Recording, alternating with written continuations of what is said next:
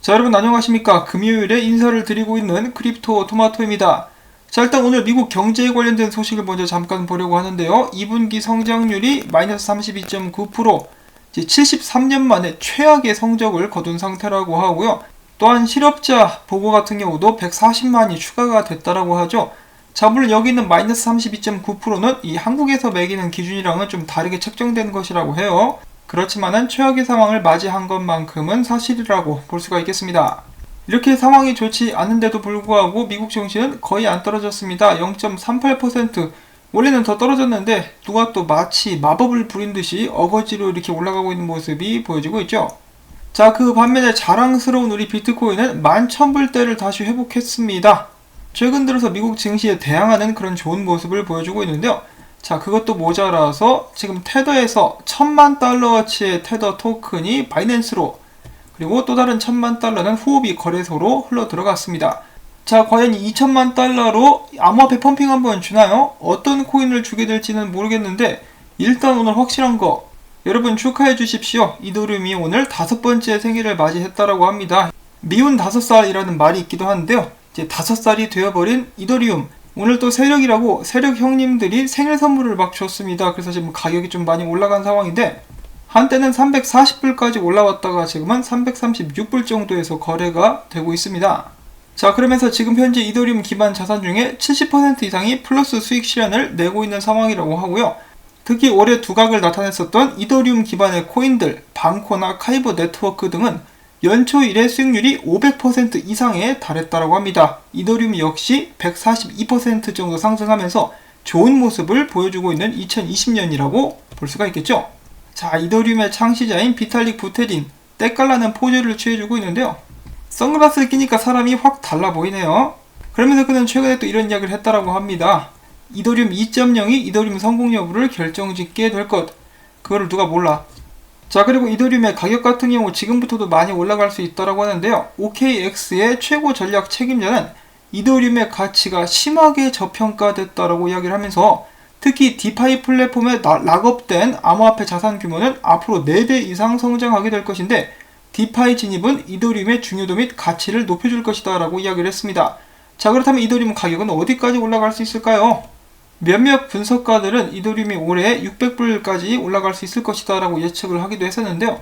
단기적으로는 강력한 저항선인 366달러에 자리를 하고 있다고 합니다. 자, 그 다음 차트 같은 경우는 유명 분석가가 분석을 하는 것은 아닌데요. 안 유명한 분석가가 분석을 한 것인데 차트가 보기 좋아가지고 한번 가져가 봤습니다. 지금 이더리움 보시면은 그동안에 뚫지 못했었던 이 강력한 저항선을 드디어 뚫고 올라온 모습이 보여지고 있습니다. 이제 여기서부터 안착을 한 다음에 위로 올라갈 수 있으면 굉장히 긍정적인 상승을 기대해 볼 수가 있게 되겠죠. 특히 이더리움 2.0이 성공적으로 출시가 된다 그러면은 막 이렇게 올라가게 될 수도 있겠어요. 이더리움의 미래가 다시 한번 기대가 된다라고 말씀을 드리면서 이 다음 소식, 그동안에 자칭 이더리움 킬러다라고 이야기를 했었던 프로젝트들이 많이 있었는데요. 이제 그 중에 하나라고 볼 수가 있겠죠. 칼다노 같은 경우, 에이다 같은 경우 무사히 하드포크이자 메인넷 출시를 마쳤습니다. 그와 동시에 에이다의 미래도 이제 굉장히 기대가 된다라고 볼 수가 있겠는데요. 그러면서 찰스 호스킨스는 이렇게 이야기를 했습니다. 칼다노 개발사 IOHK는 아프리카 비료 바우처 프로젝트를 위해서 이디오피아 농업발전기구와 협력하고 있으며 일부 프로젝트에 입찰을 진행 중에 있다. 아프리카 가즈아라고 이야기를 한 것이죠. 이 에이다 같은 경우는 최근에 엄청난 상승을 보여주면서 많은 사람들을 놀라게 했습니다만은 최근에는 더블탑과 같아 보이는 그런 모습이 보여지는 패턴을 보여주고 있습니다.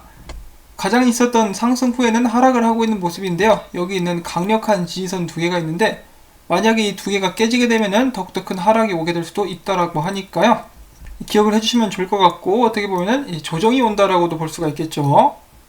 자, 그 다음에는 엘론드 관련된 소식이 있는데요. 엘론드 ERD 토큰을 비트파이넥스에서 지원을 해주면서 사용자들에게 스테이킹까지 제공하겠다라는 좋은 발표가 나왔습니다.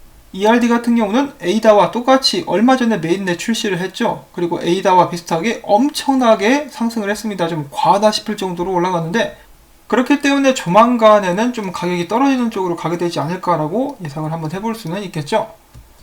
자, 그 다음에 진리카 관련된 소식이 있는데 암호화폐 수탁 서비스 업체 중에 온체인 커스터디언이라는 회사가 있습니다. 여기서 앞으로 진리카와 GRC2 토큰 수탁 서비스를 제공하겠다라는 발표를 해주었고요.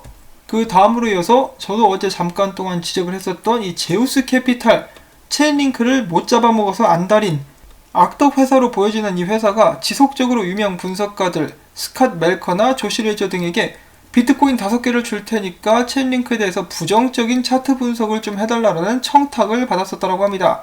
이 굉장히 좀 불량한 인간들이죠. 그러면서 어떤 사람은 짤까지 이렇게 만들어가지고 광고를 하고 있는데, 체인링크는 나쁜 것이기 때문에 숏을 쳐야 합니다 라고 광고를 들고 있습니다. 어이가 없어가지고 공유를 해본 것인데요. 아마 포토샵이겠죠? 포토샵인 걸로 알고 있어요.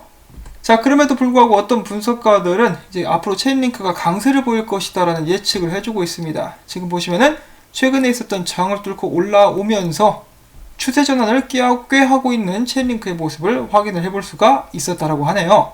마찬가지로 체인링크 차트인데요. 이 하락형 채널에서 위로 뚫고 고개를 빼꼼 내밀고 있는 모습이 보여지고 있습니다. 이 제우스 캐피탈의 뚝배기를 깨버리겠다라는 의지가 보여지고 있는 듯합니다. 자, 그리고 이 트위터 계정 중에 체인링크 마린이라는 그런 트위터 계정을 한 사람이 있어요. 그 사람이 최근에 사람들을 이렇게 선동하고 있다고 하는데, 다가오는 일요일 한번 체인링크 펌핑을 크게 주자라면서 여기저기다가 이렇게 막 이야기를 하고 있다고 합니다. 과연 다가오는 일요일 이 도지코인처럼 체인링크도 펌핑할 수 있을 것인지 한번 재미삼아서 기대를 해보도록 하겠습니다. 진지한 기대 말고 재미로만 지켜보도록 할게요. 자, 그 다음에 미국의 SEC가 바이낸스 체인 거래 추적을 위해서 사이퍼트레이스와 계약을 체결했다고 합니다. 사이퍼트레이스는 유일하게 바이낸스 블록체인과 BNB 등 블록체인 상에서 발행된 모든 블록체인 상에서 발행된 토큰에 대한 기술적 추적을 지원하는 업체다라고 합니다. 이거 SEC가 혹시 바이낸스를 노리고 있는 것은 아닌가? 이 바이낸스 인터내셔널 같은 경우는 미국에서 사용이 금지가 됐죠. 그래서 바이낸스 US가 따로 나왔는데, 지원하는 서비스라든지 거래를 지원하는 코인들의 차이가 숫자가 꽤 많이 납니다. 아무래도 SEC 때문에 그런 것 같은데요. 과연 SEC가 그들의 경계를 넘어서 해외에서 운영 중인 바이낸스에 압박을 가할 수 있을 것인지, 그런 부분들도 한번 지켜보도록 하겠습니다. 자, 그 다음에 재밌는 그리고 기분 좋은 소식이 나왔습니다. 중국의 공안이 플러스 토큰 수사를 마무리 지으면서 관계자 중에 100명 정도를 체포를 했다고 하네요. 해외로 도주한 사람들까지 잡았다고 하는데요. 주요 관계자 27명과 핵심 관계자 82명. 이 나쁜 놈들이 한국 사람들 뿐만 아니라 전 세계 200만 명이 넘는 사람들을 대상으로 400억 위안, 한화로 6조 8,228억 원어치를 사기를 쳤다고 합니다. 진짜 악마 같은 놈들이죠. 이것들 잡아가지고 산채로 통구이를 해도 시원찮을 판인데요. 일단 공안이 훔친 돈 같은 경우는 압수를 할 것 같은데, 이거 아무리 봐도 공산당들이 꿀꺽할 것 같죠. 그런 부분은 좀 아쉽기는 합니다. 좀 돌려주지. 뭐 그럼에도 불구하고 이 나쁜 놈들이 잡혔다라고 하니까 정말 다행이고, 앞으로는 이렇게 사기칠 수 없도록 강력한 처벌을 좀 해줄 수 있으면 좋겠습니다. 자, 그 다음에 재민이 공동창업자 중에 한 명 타일러 윙클보스가 이렇게 이야기를 했는데요. 이 전염병 사태가 오히려 비트코인에게는 득이 되었다. 모든 것의 온라인화가 진행됨과 동시에 법정화폐의 구조적 문제, 국가 부채 급증, 초인플레이션 등 리스크가 수면 위로 떠올랐다. 결과적으로 비트코인의 보급을 앞당겼다라고 이야기를 해줬습니다. 자, 이런 상황을 긍정적으로 볼 수 있다니 대단한 것 같네요. 자, 그 다음에 전 세계에서 네 번째로 큰 자산 운용사인 피델리티에서 최근에 비트코인이 가치 저장소로 발돋움할 수 있는 그런 근거들에 대해서 글을 게재를 했다고 합니다. 여기에는 그렇게 언급을 하고 있지는 않지만은 영어로 된 기사에서는 그렇게 이야기를 하고 있어요. 제목을. 자, 아무튼 그 근거들을 보면은 다음과 같습니다. 디지털 희소성 등 고유 특징을 바탕으로 중장기 가치 저장 수요 증대, 산업 발전 초기 비트코인 변동성은 유리하게 작용할 수 있으며 신규 투자자 유입 및 기술 개발 촉진 효과를 불러올 수 있다.